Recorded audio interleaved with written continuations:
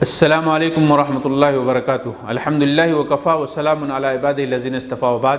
محترم ناظرین، اس سے قبل کے ویڈیو میں قربانی کے 12 مسائل کتاب و سنت کی روشنی میں نے آپ تک پہنچانے کی کوشش کی تھی۔ اسی سلسلے کو مزید آگے بڑھاتے ہوئے اور بھی قربانی کے کچھ مسائل ہیں، وہ آج کے اس ویڈیو میں کتاب و سنت ہی کی روشنی میں آپ تک پہنچانے کی کوشش کر رہا ہوں۔ آپ اسے پڑھیں، سنیں، سمجھیں اور دوسروں تک شیئر کریں۔ تو آئیے دیکھیں ایک سوال یہ ہوتا ہے کہ کیا مخنث جانور کی قربانی کی جا سکتی ہے؟ جواب اس کا یہ ہے کہ مخنث جانور کی قربانی کی جا سکتی ہے۔ یہ کوئی عیب دار جانور اسے نہیں مانا گیا ہے، بلکہ اس طرح کے جانور کی قربانی اگر کرنا ہے تو بالکل کر سکتے ہیں، لیکن بہتر یہ ہے کہ اگر غیر مخنث جانور آپ کو مل جائے تو وہ جانور قربانی کریں۔ اسی طریقے سے دوسرا ایک مسئلہ یہ سامنے آتا ہے کہ کیا قربانی کے جانور کو وزن کر کے خریدا جا سکتا ہے؟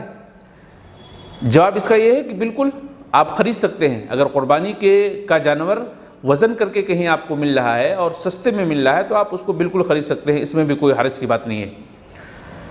تیسری بات یہ ہے کہ جوائنٹ فیملی میں قربانی کا مسئلہ، کیا جوائنٹ فیملی میں قربانی کی جا سکتی ہے، اور کی جا سکتی ہے تو کس طرح سے کی جا سکتی ہے؟ دیکھیں، جوائنٹ فیملی میں اگر سارے لوگ ایک ساتھ رہتے ہیں، سارے لوگوں کا کچن ایک ہے، کھانا ایک ہی جگہ پکتا ہے، تو جو اس کا ذمہ دار ہے، ایک ذمہ دار آدمی قربانی اگر کرے گا تو سارے لوگوں کی طرف سے انشاءاللہ وہ قربانی ادا ہو جائے گی۔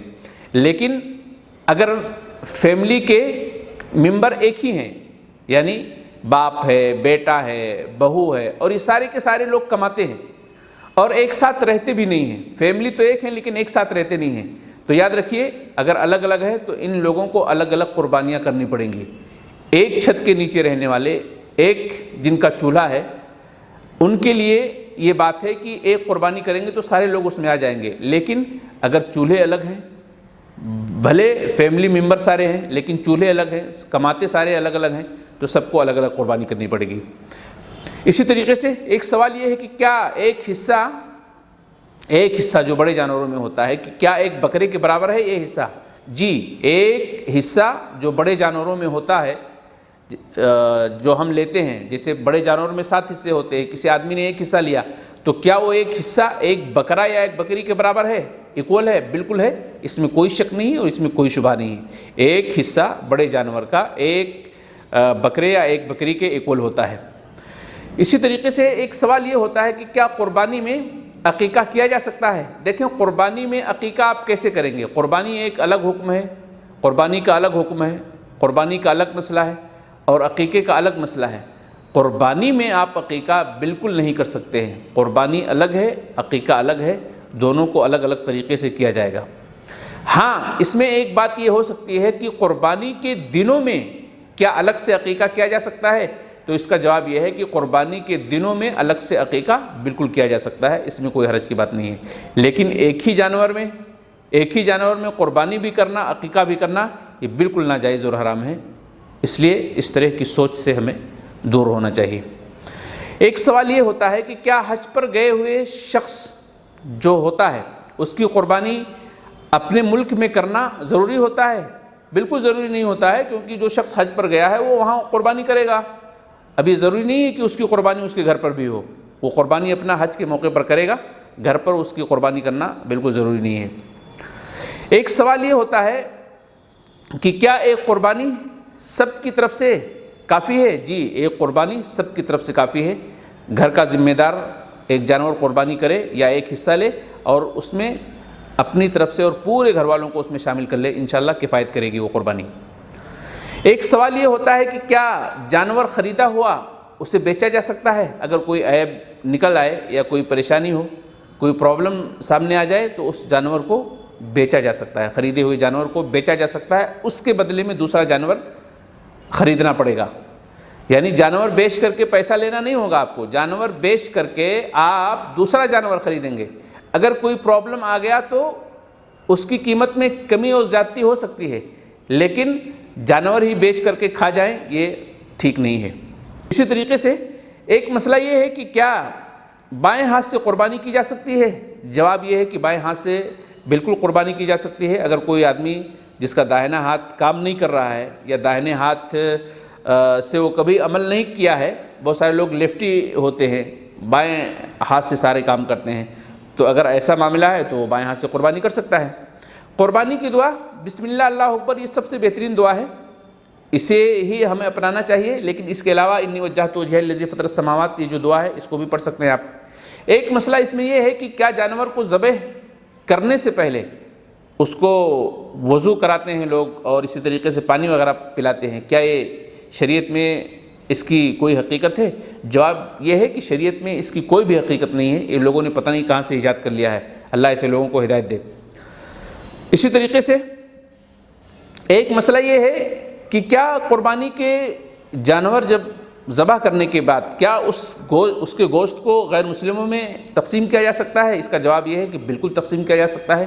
غیر مسلموں کے ساتھ اچھے تعلقات بنائے رکھنا اور اسی طریقے سے ان کے ساتھ بھلائی کرنا، احسان کرنا، یہ قرآن کی تعلیم ہے۔ آپ بالکل دل کھول کر کے ایسے غیر مسلموں کو قربانی کا گوشت دیجئے جس کو آپ جانتے پہچانتے ہوں، بالکل دے سکتے ہیں، کوئی حرج کی بات نہیں ہے۔ اسی طریقے سے ایک مسئلہ یہ ہے کہ کیا قربانی کے کھال کو بیچا جا سکتا ہے ذبح کرنے کے بعد جو کھال نکلتی ہے؟ جواب اس کا یہ ہے کہ قربانی کے جانور کے کھال کو بیچ کر کے اپنے استعمال میں لینا جائز نہیں ہے۔ آپ اگر اس کو بیچتے ہیں تو اسے صدقہ کرنا پڑے گا، غریبوں اور محتاجوں کو یا مدرسوں کو دینا پڑے گا، اپنے لیے استعمال کرنا جائز نہیں ہے۔ اسی طریقے سے ایک سوال یہ ہوتا ہے کہ کیا بھینس کی قربانی جائز ہے؟ جواب یہ ہے کہ بھینس کی قربانی کے سلسلے میں بہت سارے علماء کے اختلافات ہیں۔ میں آپ کو یہ رائے دینا چاہتا ہوں کہ اگر آپ کے ایریے میں بھینس کے علاوہ جن جانوروں کی قربانی کی جاتی ہے اگر وہ اویلیبل نہیں ہیں، اگر وہ پائے ہی نہیں جاتے ہیں تو آپ بھینس کی قربانی کر لیں، لیکن اگر سارے جانور موجود ہیں اور ساروں کو چھوڑ کر کے آپ بھینس کی قربانی کر رہے ہیں تو یہ مناسب نہیں ہوگا۔ اسی طریقے سے ایک سوال یہ ہے کہ کیا دودھاری جانور جو ہوتے ہیں اس کی قربانی کر سکتے ہیں؟ اگر بچہ چھوٹا نہیں ہے، بچہ بڑا ہو گیا ہے، اس کو دودھ کی ضرورت نہیں ہے، تو ایسے جانور کی قربانی کی جا سکتی ہے، اس میں کوئی حرج کی بات نہیں ہے۔ ایک مسئلہ یہ ہے کہ کیا چھوٹے بچے جو گھروں میں ہوتے ہیں، جیسے کسی کا بچہ 4 سال کا ہے، 6 سال کا ہے یا 8-10 مہینے کا ہے، بہت سارے لوگ اس کی طرف سے قربانی کرنا چاہتے ہیں، تو کیا یہ شکل جائز ہے؟ بالکل یہ شکل جائز ہے، اس میں کوئی حرج کی بات نہیں ہے، آپ چھوٹے بچوں کی طرف سے قربانی کر سکتے ہیں، کوئی حرج کی بات نہیں ہے۔ اسی طریقے سے ایک مسئلہ یہ ہے کہ کیا جانور کو قربانی کے جانوروں کو عورتیں بھی ذبح کر سکتی ہیں؟ بالکل ذبح کر سکتی ہیں، اس میں کوئی حرج کی بات نہیں ہے، عورت ذبح کر سکتی ہے، بعض صحابیات ذبح کرتی تھیں۔ اسی طریقے سے ایک مسئلہ یہ ہے کہ قربانی کیا نماز پڑھنے کے بعد ہی ہوگی؟ جواب اس کا یہ ہے کہ بالکل قربانی نماز عید کے بعد ہی ہوگی۔ اگر کوئی شخص نماز پڑھنے سے پہلے قربانی کرتا ہے تو اسے قربانی کا ثواب نہیں ملے گا، صدقے کا ثواب مل سکتا ہے لیکن قربانی کا ثواب نہیں ملے گا۔ آخری ایک سوال اس میں یہ لے لیتے ہیں ہم کہ بعض لوگ قربانی کے بعد یعنی عید الاضحیٰ کے بعد اپنے بالوں کو مڑا لیتے ہیں، پتہ نہیں کہاں سے طریقہ نکال لیا ہے۔ کیا قربانی کرنے کے بعد بالوں کو مڑانا یہ سنت سے ثابت ہے؟ بالکل ثابت نہیں ہے۔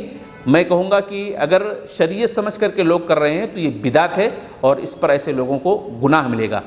بالوں کو کٹانا تو ہے یا بالوں کو آپ مڑا بھی سکتے ہیں، لیکن اگر یہ آپ سمجھتے ہیں کہ یہ سنت طریقہ ہے اور سنت طریقہ سمجھ کر کے ایسا کرایا جا رہا ہے تو یہ بدعت ہے اور ایسے کرنے والے کو اس پر گناہ بھی ملے گا۔ تو یہ قربانی کے چند مسائل تھے جو بڑی ہی سرعت کے ساتھ میں آپ تک پہنچانے کی کوشش کر رہا تھا۔ یاد رکھیے ان سارے مسئلوں پر قرآن و سنت کی باتیں موجود ہیں۔ چونکہ اس ویڈیو کو مختصر مجھے بنانا تھا اس لیے حوالے کا میں نے ذکر نہیں کیا ہے، لیکن ساری چیزیں قرآن و سنت سے مبرہن ہیں، قرآن و سنت سے لیس ہیں۔ اللہ تعالی ہم سب کو اپنی قربانیوں کو کتاب و سنت کی روشنی میں انجام دینے کی توفیق دے۔ السلام علیکم ورحمۃ اللہ وبرکاتہ۔